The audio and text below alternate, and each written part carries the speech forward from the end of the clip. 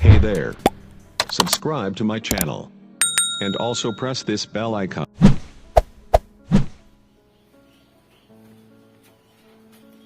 नमस्कार मित्रों, मेरा नाम सुदर्शन गोस्वामी है और हम केमिस्ट्री में एटॉमिक स्ट्रक्चर मित्रों पढ़ रहे थे। और एटॉमिक स्ट्रक्चर में मैंने आपको एटम के फंडामेंटल पार्टिकल्स बता दिए थे। इसके बाद में कुछ न्यूमेरिकल्स भी करवाए थे, आइसोटॉप्स, आइसोबार्स, आइसोइलेक्ट्रॉनिक्स, बहुत सारी चीजें हमने डिस्कस कर ली थी। और मैं लास्ट में आपसे बोल के गया था कि जब नेक्स्ट वीडियो आएगा तो मैं उसमें आपको EMW के बारे में बताऊंगा। ठीक है फ्रेंड्स, हिंदी मीडियम को मैं साथ लेके चलूंगा, आप दोनों मीडियम के पढ़ सकते हो। यहाँ पे मैं बाइलिंगुअल शब्द यूज करूंगा। तो मित्रों, आज मैं बात करूंगा सिर्फ और सिर्फ इलेक्ट्रोमैग्नेटिक वेव्स की। ठीक है, और इसमें क्या क्या चीज होती है, फ्रीक्वेंसी और वेवलेंथ की बात करेंगे। इसके बाद में मित्रों उस पर एक आध न्यूमेरिकल करेंगे और उसके बाद में फिर हम देखेंगे प्लांक का क्वांटम सिद्धांत। ठीक है, तो सबसे पहले हम बात करते हैं मित्रों किसके, EMW। ठीक है, इसको बोलते हैं क्या मित्रों, नीचे लिख देता हूं मैं, EMW। ठीक है, इलेक्ट्रो मैग्नेटिक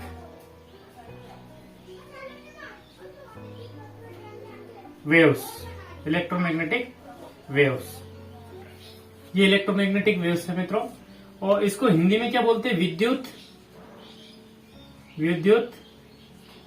चुंबकीय तरंगे, विद्युत चुंबकीय तरंगे। ठीक है फ्रेंड्स, तो विद्युत चुंबकीय तरंगे क्या होती है फ्रेंड्स, तो आप एक तरंग समझना पहले। तरंग क्या होती है, तरंग एक प्रोपोगेट करने वाली एक ऐसी चीज होती है जो अदृश्य रहती है। कैसी रहती है, अदृश्य, इनविजिबल होती है, जो हमें दिखाई नहीं देती है।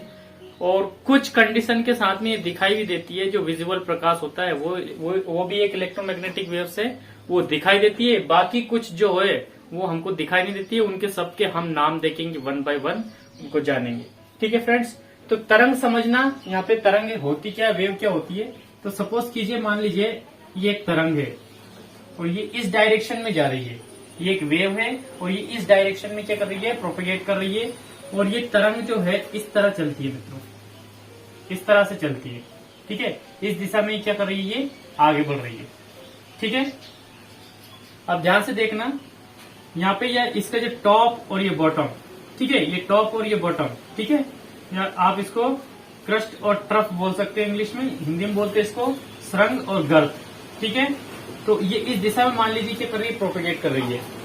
बात समझ में आ रही है, ये इस दिशा में क्या कर रही है मित्रों, प्रोपेगेट कर रही है। ये इस दिशा में क्या कर रही है, प्रोपेगेट कर रही है, जा रही है। ठीक है, अब ये जा रही है तो मित्रों यहाँ पे ध्यान रखना कि आपने 9th क्लास में या 10th क्लास में विद्युत वाला चैप्टर पढ़ा होगा, इलेक्ट्रिसिटी वाला। तो उसमें आपको आपके टीचर ने बताया होगा कि जहां मैग्नेट होगी वहां पे इलेक्ट्रिसिटी होगी और जहां पे इलेक्ट्रिसिटी होगी वहां पे मैग्नेट होगी। दोनों एक दूसरे के मतलब परछाई जैसे साथ रहते हैं। ठीक है, एक गाड़ी के दो पहिए जैसे समझना इसको। एक मैग्नेट होगी तो उसके साथ में क्या होगी, एक इलेक्ट्रिक वेव होगी और एक कौन सी होगी, मैग्नेटिक। दो प्रकार के इसमें एक दूसरे के परपेंडिकुलर चलते हैं। देखिए मैं एग्जाम्पल बताता हूँ आपको। सपोज कीजिए ये मार्कर है, ठीक है, और ये मार्कर में मैं इसकी डायरेक्शन मानता हूँ, ये वेव की क्या है, डायरेक्शन है। इस दिशा में क्या जा रही है, वेव जा रही है। तो जो विद्युत त्रिव्य है, जो विद्युत ऐसे चल रही है सपोज कीजिए, तो चुंबक है, मैग्नेट है, वो ऐसे चलेगी। एक बार और समझना, यदि कोई सी जो वेव है, कोई सी तरंग इस डायरेक्शन में जा रही है तो विद्युत ऐसे चलेगी, तो चुंबक कैसे चलेगी, ऐसे। ठीक है, और यदि चुंबक ऐसे चलेगी तो विद्युत कैसे चलेगी, ऐसे। ये एक दूसरे की कैसी होती है, परपेंडिकुलर होती है। परपेंडिकुलर का मतलब होता है मित्रों 90 डिग्री के एंगल से एक दूसरे के साथ में क्या करती है, ये आगे बढ़ती है। यही विद्युत चुंबकीय तरंगे होती है। ठीक है, अब विद्युत चुंबकीय तरंग में ध्यान से सुनना फ्रेंड्स, ये वाली चीज और ये वाली, ठीक है, कौन कौन सी, ये वाली जगह और यहां से लेके यहां तक की जो दूरी होती है उसको हम लैम्डा बोलते हैं। इसको हिंदी में बोलते हैं, इंग्लिश में बोलते हैं क्या, वेवलेंथ। क्या बोलते हैं, वेवलेंथ। हिंदी में बोलते हैं तरंग दैर्ध्य। ठीक है, चाहे आप यहां से ले लो तो यहां से लेके यहां तक की दूरी में एक चक्कर पूरा होता है, या फिर आप यहां से ले सकते हो यहां पर, यहां से यहां तक की दूरी भी क्या होगी, वेवलेंथ होगी। और इसको लेमडा से प्रदर्शित करते हैं, लेमडा से डिनोट करते हैं इसको। ठीक है, आप यहां से ले सकते हो, यहां से लेके यहां तक, यानी कहने का मतलब एक चक्कर पूरा होना चाहिए। एक चक्कर में तय की गई दूरी क्या होती है, उसकी तरंग दैर्ध्य कहलाती है। बात समझ में आ रही होगी आपको कि एक चक्कर में किसी तरंग द्वारा एक चक्कर में तय की गई दूरी क्या कहलाती है, उसकी तरंग दैर्ध्य कहलाती है। ठीक है, the length travelled in one cycle या ए साइकिल, ठीक है, इज कॉल्ड वेवलेंथ। ठीक है, और फिर या फिर आप ऐसा बोल सकते हैं दो सुरंगों के बीच की दूरी, ठीक है, डिस्टेंस बिटवीन टू क्रेस्ट और between distance between two trough is called wavelength.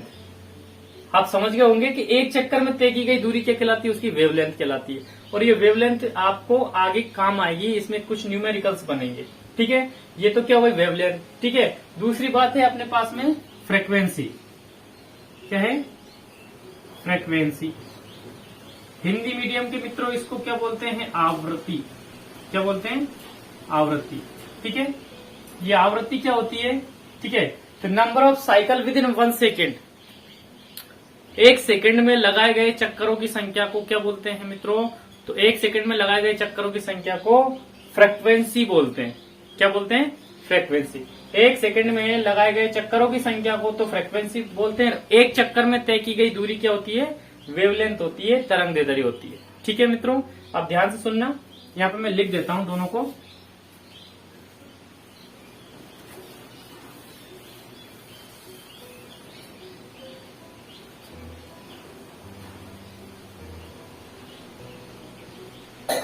Distance travel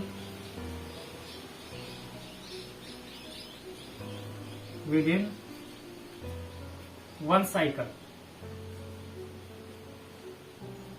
क्या बोल देंगे इसको हिंदी में, एक चक्कर में तय की गई दूरी। ठीक है, ये तो क्या हुआ हमारा लेमडा होगा, ये तो क्या होगा तरंग दैर्ध्य। दूसरा देखिए यहाँ पे फ्रीक्वेंसी, इसको ऐसे न्यू बोलते हैं मित्रों, न्यू।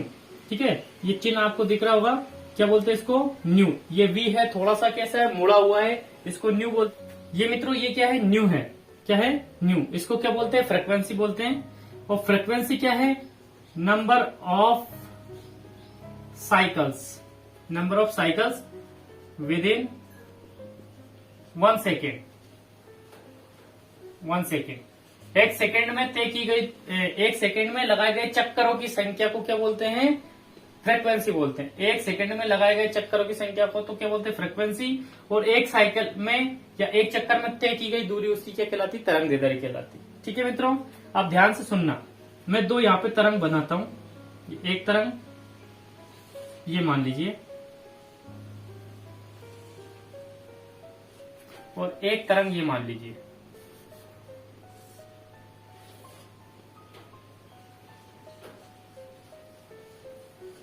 ये देखिए, ठीक है। अब यहाँ पे देखिए, ये एक चक्कर यहाँ पे पूरा हुआ है। ठीक है, एक चक्कर इसका यहां से लेके यहां तक पूरा हुआ है, और इसका चक्कर यहीं से लेके यहां तक पूरा हुआ है। ठीक है, तो यदि फ्रीक्वेंसी, लेकिन यहाँ पे क्या है, मान लीजिए एक सेकंड में इतनी दूरी तय करी, एक सेकंड में इसने इतनी दूरी, बराबर दूरियां तय करी। ठीक है, आप ध्यान से सुनना, इसको समझना गौर से कि यदि लेमडा बड़ा होगा यानी तरंग दैर्ध्य बड़ी होगी, ठीक है, तो फ्रीक्वेंसी तो एक ही है यहाँ पे, और यहाँ पे लेमडा देखिए मान लीजिए यहाँ पे है, और फ्रीक्वेंसी क्या हो गई, ज्यादा हो गई। अब यहाँ से लेके यहाँ तक की दूरी हम नाप के देखो, दोनों बराबर ले लीजिए, यहाँ से ही लेके यहाँ। लेमडा तो एक ही हुआ यहाँ पे, लेकिन फ्रीक्वेंसी क्या हो गई, 1 2 3 4 5 के लगभग हो गई है। ठीक है, तो आपको ऐसा याद रखना, यदि लेमडा ज्यादा होगा यानी कि तरंग दैर्ध्य ज्यादा होगी तो फ्रीक्वेंसी क्या हो जाएगी, कम हो जाएगी। और फ्रीक्वेंसी कम है या ज्यादा है, फ्रीक्वेंसी ज्यादा है तो लेमडा क्या हो जाएगा, यानी तरंग दैर्ध्य क्या हो जाएगी, वेवलेंथ कम हो जाएगी। ये एक दूसरे की क्या होते हैं, अपोजिट होते हैं। बात समझ में आई। इसके माध्यम से हम यहाँ पे एक फॉर्मूला क्रिएट कर सकते हैं। ये चीज समझ में आ गई होगी आपको। देखो इतनी दूरी में फ्रीक्वेंसी तो ज्यादा है, लेकिन लेमडा क्या हुआ है, छोटे छोटे हो गए। ठीक है, अब यहाँ पे लेमडा बड़ा हो गया है, लेकिन फ्रीक्वेंसी क्या एक ही बची है यहाँ पे। ठीक है, तो इससे एक फॉर्मूला क्रिएट कर सकते हैं हम। कैसा फॉर्मूला, कि जो फ्रीक्वेंसी होती है वो लेमडा यानी कि वेवलेंथ के या तरंग दैर्ध्य की क्या होती है, व्युत्क्रमानुपाती होती है, इनवर्सली प्रोपोर्शनल होती है। बात समझ में आ रही मित्रों। अब ध्यान से सुनना इसको। यहाँ पे यदि मैं ये प्रोपोर्शनल साइन हटाऊं तो यहाँ पे क्या आ जाएगा, c अपॉन लेमडा आ जाएगा। आएगा समझ में। अब यहाँ पे देखिए ये c क्या है, ये c है मित्रों स्पीड ऑफ लाइट। क्या है, स्पीड ऑफ लाइट, प्रकाश की चाल। ठीक है, इसकी वैल्यू आपको पता होगी मित्रों 3 × 10⁸ मीटर प्रति सेकंड, यानी 3 लाख किलोमीटर प्रति सेकंड। एक सेकंड में प्रकाश कितना चलता है, 3 लाख किलोमीटर चलता है। ठीक है, तो ये तो क्या हुआ फ्रीक्वेंसी और वेवलेंथ में रिलेशन। अब आगे देखिए इलेक्ट्रोमैग्नेटिक वेव्स के बारे में हमने बात करी तो उसको पूरा करेंगे। देखिए इलेक्ट्रोमैग्नेटिक वेव्स जो होती है वो कितने प्रकार की होती है।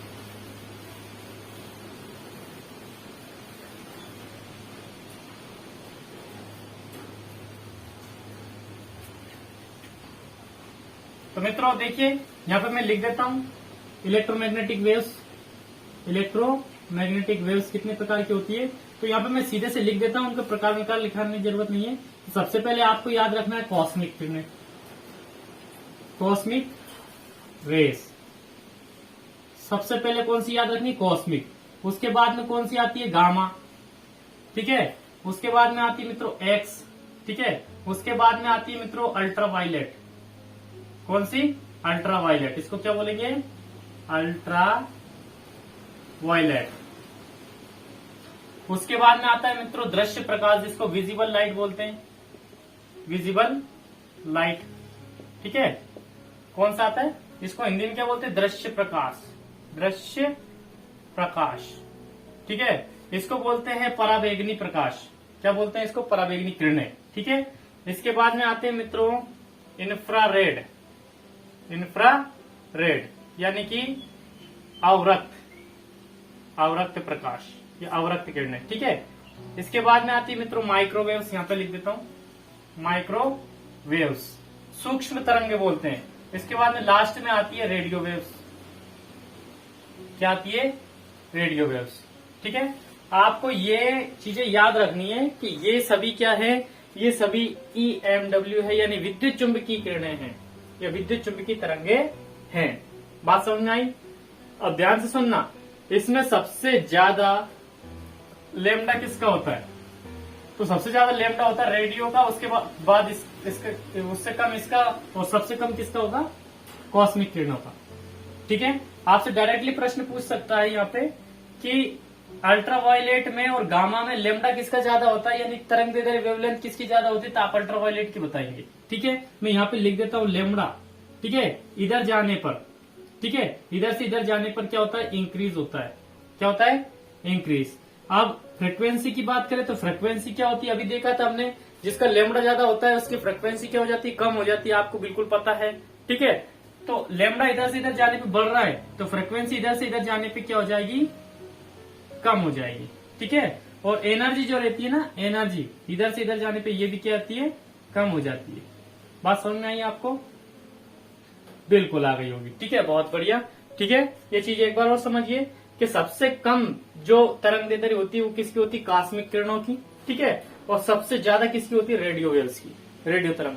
ठीक है, अब इसके बाद में गामा की उससे ज्यादा इसकी, उससे ज्यादा इसकी, इससे सबसे ज्यादा किसकी हो जाएगी, इधर से इधर जाने पे बढ़ जाएगी। आपसे क्वेश्चन कैसा पूछेगा कि मान लीजिए इंफ्रारेड दे दिया, एक अल्ट्रावायलेट दे दिया, एक एक्स और एक गामा दे दिया, पूछ लिया सबसे ज्यादा एनर्जी किसमें, तो एनर्जी इधर से इधर जाने पे घटती है, तो सबसे ज्यादा किसकी होगी, गामा की होगी इनमें। ठीक है, और सबसे अधिक तो किसमें होगी, कॉस्मिक में। लेकिन 4 ऑप्शन देख लेना कि किसमें, मतलब कौन कौन सी चीजें दे रखी है इनमें से, तो ऐसे आप याद रख लेना। इधर से इधर जाने पे वेवलेंथ तो क्या होती है, बढ़ती है, और एनर्जी इधर से इधर जाने पे क्या हो जाती है, घट जाती है। आपको समझ में आ रहा होगा मित्रों। अब एक चीज और याद रखना,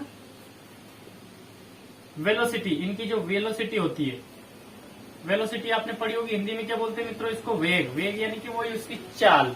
ठीक है, कितनी होती है, स्पीड ऑफ लाइट के बराबर होती है, स्पीड ऑफ लाइट के बराबर होती है। ठीक है, इन सभी की वेलोसिटी कितनी होती है, स्पीड ऑफ लाइट के बराबर होती है। ठीक है, एक चीज और याद रखिए मित्रों। ठीक है, ये इसका स्क्रीनशॉट ले लेना। ठीक है, वीडियो पॉज करके इसको नोट कर लेना आप।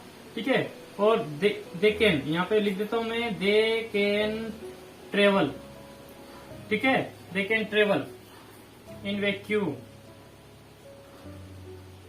ये वैक्यूम में भी क्या कर सकती है, ट्रेवल कर सकती है, यानी कि इनको चलने के लिए किसी माध्यम की आवश्यकता नहीं है, ठीक है। वो बिना माध्यम के भी, बिना मीडियम के भी क्या कर सकती है, चल सकती है। जैसे सूर्य का प्रकाश, धरती के और सूर्य के बीच में वैक्यूम है, ठीक है, यानी कि हवा भी नहीं है वहां पे, ना ग्रेविटी है, लेकिन वहां से यहाँ तक प्रकाश पहुंच जाता है, यानी कि वो वैक्यूम में भी क्या कर सकती है, ट्रेवल कर सकती है, ठीक है। अब यहाँ पे आप इसको नोट कर लेना, मैं यहाँ पे इसको रफ कर रहा हूँ थोड़ा सा। विजुअल प्रकाश के बारे में आपको बताऊंगा। विजुअल प्रकाश में आपने विबग्योर पढ़ा होगा, क्या पढ़ा होगा मित्रों, विबग्योर, ठीक है। हिंदी में इसको बोलते हैं बेजानी हापी नाला, ठीक है, हिंदी मीडियम के। तो यहाँ पे तो क्या होता है, विबग्योर में ये 7 प्रकार के कलर आ जाते हैं जो हमें प्रकाश में दिखाई देते हैं, ठीक है। तो ये ही हमको क्या होते हैं, दिखाई देते हैं, बाकी ये सब क्या रहते हैं, हिडन रहते हैं, हमको दिखाई नहीं देती ये किरणें। जैसे मोबाइल में फोन आया तो फोन हमको दिखाई थोड़ी देगा, तरंग दिखाई नहीं देती है, ठीक है। मोबाइल फोन में कौन सी आती है, गामा आती है, वो हमको दिखाई नहीं देती है। एक्सरे हम करवाते हैं, एक्सरे देखे होंगे आपने, किसी की हड्डी वड्डी टूट जाए तो एक्सरे करवाते हैं, तो वो भी हमको दिखाई नहीं देती है, ठीक है। और इसके बाद में माइक्रोवेव्स लिखी थी, माइक्रोवेव्स भी आपको नहीं दिखाई देती है। माइक्रोवेव्स जो हमारे रिमोट में टीवी का जो रिमोट रहता है ना, उसमें निकलती है, ये नहीं दिखाई देती। सिर्फ एक ही दृश्य प्रकाश, उसमें भी 7 रंग ही हमको क्या होते हैं, दिखाई देते हैं, बाकी कोई सा प्रकाश में दिखाई नहीं देगा, ठीक है मित्रों। ये इलेक्ट्रोमैग्नेटिक वेव्स की बात हो गई है। नेक्स्ट हम देखेंगे प्लांक का क्वांटम सिद्धांत, प्लांक्स क्वांटम थ्योरी, ठीक है। तो उसको मैं नेक्स्ट वीडियो में आपको बताऊंगा, ठीक है। और वीडियो अच्छा लगा हो तो प्लीज लाइक, शेयर और सब्सक्राइब करना। Thanks for watching.